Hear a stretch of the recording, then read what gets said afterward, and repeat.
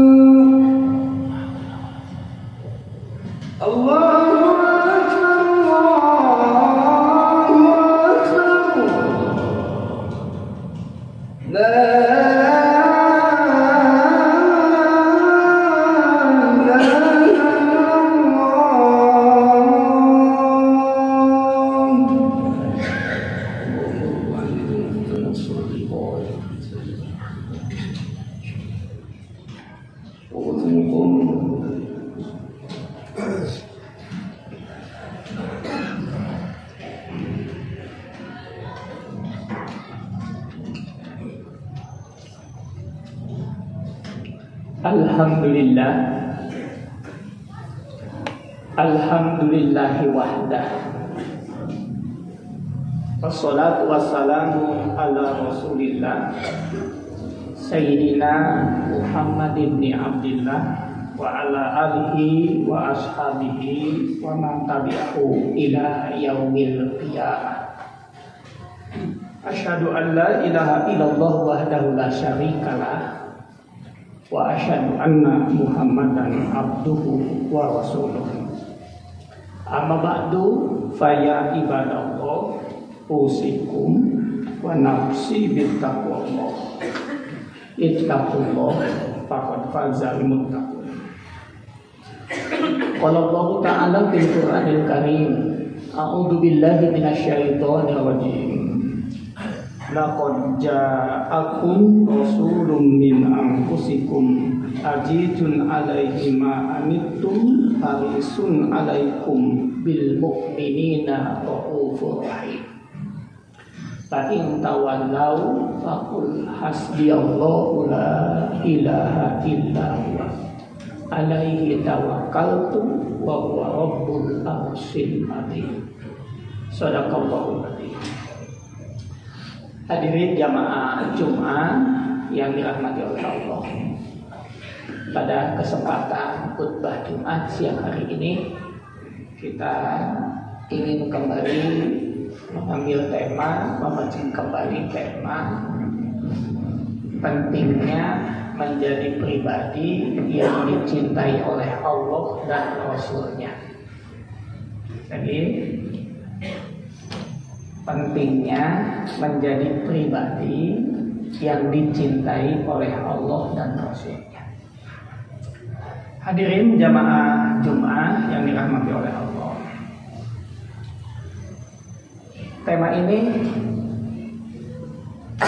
settingnya mengambil dokumen yang ditulis oleh Ibnu Hajar Al-Asqalani dan disyarahi oleh Imam An-Nawawi Al-Bantani. Ia mendokumentasikan riwayat ini. Suatu hari Abu Bakar As-Sibli ini salah seorang tokoh sufi. Jadi urutannya Hasan Al-Basri, tabi'in besar. Kemudian adalah Junaid Al-Baghdadi, nanti yang sangat terkenal itu bisa dilacak di Google sekarang. Kemudian yang ketiga adalah Abu Bakar As-Sibli. Satu waktu Abu Bakar As-Sibli ini berkunjung kepada sahabatnya yang bernama Ibnu Mujahid. Lengkapnya Abu Bakar Ahmad bin Musa bin Abbas Ibnu Mujahid Al-Atosi. Yang kedua ini adalah tokoh qiraat. Bahkan beliau adalah mbahnya qiraat Sab'ah. Dan salah satu kitab yang jadi rujukan sampai hari ini adalah karya beliau. Jadi para qori'ah pasti mengenal tokoh ini. Ketika Abu Bakar As-Sibli berkunjung ke rumahnya, begitu ketemu, Ibnu Mujahid memeluknya dengan erat, kemudian mencium keningnya. Abu Bakar As-Sibli bertanya, kenapa kau lakukan itu? Kemudian Ibnu Mujahid menjawab, saya bermimpi bertemu dengan Rasul, dan Rasul melakukan itu terhadap dirimu, memeluk dengan erat, kemudian mencium keningnya. Lalu aku bertanya kepada Rasulullah, kata Ibnu Mujahid ini, kenapa kau lakukan itu? Kemudian Rasul menjawab, karena Abu Bakar As-Sibli ini tidak pernah melaksanakan sholat fardu kecuali setelahnya ia mendikirkan 2 ayat terakhir dari surah At-Taubah yang kita kutip dalam mukadimah tadi. Laqad ja'akum rasulun min anfusikum azizun 'alaihi ma anittum harisun 'alaikum bil mu'minina raufur rahim. Fa in tawallau faqul hasbiyallahu la ilaha illa huwa alaihi tawakkaltu wa huwa rabbul arsyil azim. Abu Hurairah meriwayatkan hadis kepada kita. Maroni bil manami fayasironi bil yaqadati wala yatamassalu syaiton nabi. Riwayat Imam Bukhari, Imam Muslim. Rasul menjelaskan, barang siapa yang melihatku, kata Rasul, di dalam mimpinya, kelak ia akan ketemu seperti dia ketemu dalam keadaan terjaga. Karena setan tidak akan mampu memanipulasi, setan tidak pernah mampu menyerupaiku. Itu jaminan Rasul kepada kita. Nah, Apa pesannya bagi kita? Nasihat ini memberikan pesan kepada kita. Salah satu alat yang bisa mengantarkan kita mendapat pelukan Rasul, mendapatkan ciuman Rasul adalah menjaga amalan, membiasakan berzikir setelah sholat. Di antara sekian zikir yang banyak kita lakukan adalah mengamalkan 2 ayat terakhir surah At-Taubah. Kemudian Asyibli menjelaskan, setelah itu aku bersolawat kepada Nabi Sallallahu alaika ya Muhammad. Dan ini seringkali tolong digaris bawahi, diingatkan.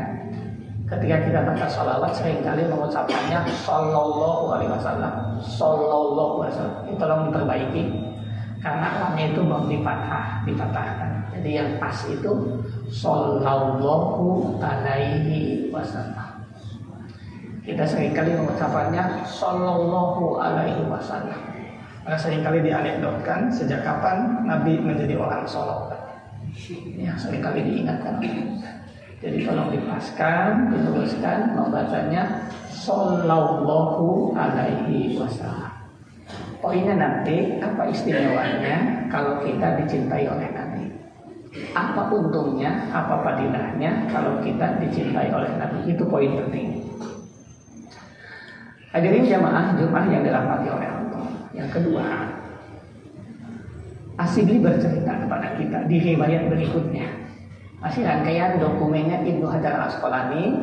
Beliau adalah pakar hadis abad ke-8 Hijriah yang lahir, mengabdi, wafat semuanya dihabiskan di Kairo, Mesir.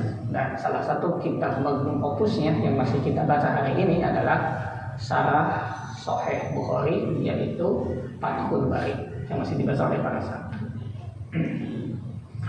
Suatu waktu kata Asyibli, aku bermimpi wafat.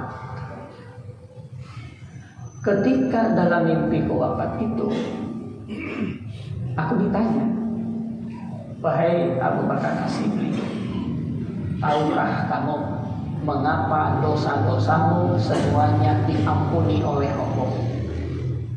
Aku menjawab, karena amal solehku. Allah menjelaskan, bukan. Kalau itu karena keikhlasanku. Allah menjawab, bukan. Mungkin karena ibadah-ibadah ritualku, sholat, puasa, haji, zakat, dan lainnya, bukan.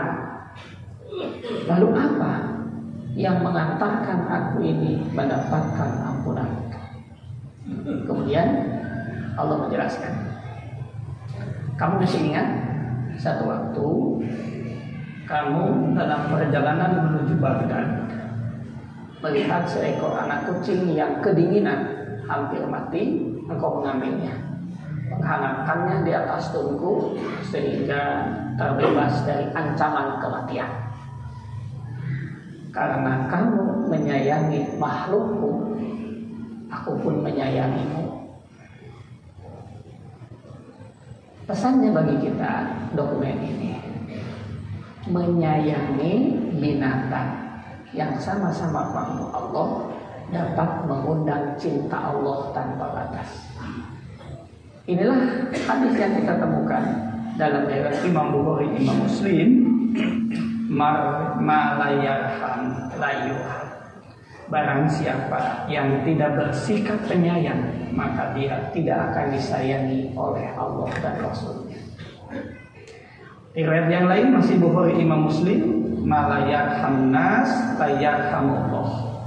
Barang siapa yang tidak menyayangi manusia, maka ia tidak akan disayangi oleh Allah. Hadirin jamaah Jumat yang dirahmati oleh Allah, tidak dapat dipungkiri pekan-pekan ini boleh jadi 1 bulan ke depan lebih, tensi politik, hubungan sosial akan mengalami ketegangan tersendiri dengan datangnya pilkada ini. Semoga kita tidak kehilangan cinta kasih sesama kita. Jangan sampai kita kehilangan cinta kasih Allah. Kalau kita karena menyayangi binatang saja dapat mengundang cinta. dapat mengundang kasih sayang Allah, dapat mendatang ampunan Allah. Maka karena itu ini menjadi catatan tersendiri bagi kita hari ini. Kalau kita sudah mendapatkan cinta Allah dan Rasulnya, paling tidak dua amalan ini menjadi catatan dan bekal kita siang hari ini. Lalu apa keistimewaannya kalau kita sudah mendapatkan cinta Allah dan Rasulnya? Bisa dibaca dasarnya Quran surah Ali Imran ayat 31. Paling tidak ada 4. Kalau kita sudah menjadi pribadi yang dicintai oleh Allah dan Rasulnya, Al-Quran menjelaskan kepada kita, Qul in kuntum tuhibbunallaha fattabi'uni yuhibbukumullah wa yaghfir lakum dzunubakum wallahu ghafurur rahim. Sedikitnya 4 poin. Kalau kita mampu meraih cinta Allah, bagaimana jalannya? 1. Mengamalkan sunnah-sunnah Nabi. Salah satunya membiasakan mendikirkan 2 ayat terakhir surah At-Taubah dan memperbanyak sholawat kepadanya. Yang kedua, menempatkan cinta kasih, termasuk kepada hewan dan semua ciptaan Allah. Apalagi mencintai, menyayangi semua manusia. Apa keuntungannya? 1. Dapat dipastikan kalau kita sudah dapat cinta Allah, kita sudah mendapat cinta kasih Allah, sudah mendapat rahmat Allah. Yang pertama, dipastikan hati dan jiwa kita diistiqomahkan oleh Allah di jalan kebenaran. Quran surah Ali Imran ayat 8. Rabbana la tuzigh qulubana ba'da idh hadaitana wa hab lana min ladunka rahmah innaka antal wahhab. Ya Tuhan kami, la tuzigh qulubana, jangan sampai kami terpeleset, ulah dugi ka tijalikeun, ulah dugi ka kami ini mengalami kehancuran. Allah proteksi hamba yang dicintai. Yang kedua, kalau kita sudah mendapatkan cinta Allah dan Rasulnya, dipastikan akhir hidup kita husnul khotimah. Quran surah Fussilat surah ke-41 ayat 30. Yang ketiga, jaminan Allah. Kalau kita sudah mendapatkan cinta Allah, salah satunya 2 riwayat yang kita sampaikan siang hari ini, dipastikan dosa-dosa kita diampuni oleh Allah seluruhnya. Quran surah Al-Jumu'ah surah ke-39 ayat 53. Dan yang keempat, jaminan Allah dan Rasulnya. Kalau kita sudah mendapatkan cintanya, yang keempat, dipastikan kita, kakek moyang kita, pasangan hidup kita, dan anak cucu kita dikumpulkan di surga Allah.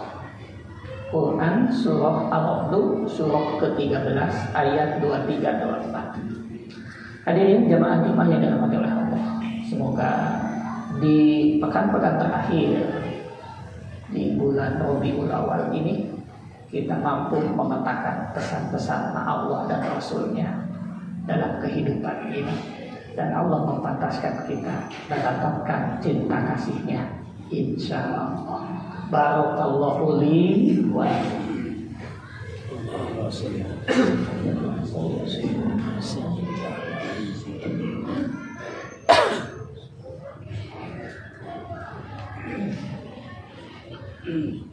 Alhamdulillah, wassalatu wassalamu ala Rasulillah Muhammad ibn Abdillah wa ala alihi wa sahbihi wa mawala.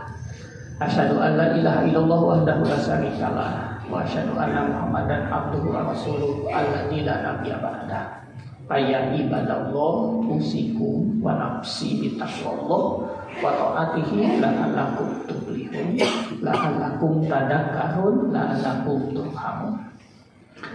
Qala Allah Ta'ala fil Qur'anil Karim, a'udzu billahi minasyaitonir rajim. Innallaha wa malaikatahu yusholluna 'alan nabi ya ayyuhalladzina amanu shollu 'alaihi wa sallimu taslima. Amin ya Allah ya rabbal alamin. Allahumma ighfir lil muslimina wal muslimat wal mu'minina wal mu'minat al-ahya'i minhum wal amwat innaka qaribun mujibud da'wat ya qadiyal hajat wa ghafirud dunubi wal khati'at bi rahmatika ya arhamar rahimin. Rabbana dhalamna anfusana wa illam taghfir lana wa tarhamna lanakunanna minal khasirin. Rabbana hab lana min azwajina wa dzurriyyatina qurrata a'yun waj'alna lil muttaqina imama. Rabbi habli minas sholihin. Rabbi habli minas sholihin. Rabbi habli minas sholihin. Rabbi ij'alni muqimas sholati wa min dzurriyyati rabbana wa taqabbal du'a. Rabbana atina fid dunya hasanah wa fil akhirati hasanah wa qina adzabannar. Subhana rabbika rabbil izzati amma yasifun wa salamun alal mursalin walhamdulillahi rabbil alamin. Ibadallah, aqulu qouli hadza wa astaghfirullahal adzim li wa lakum.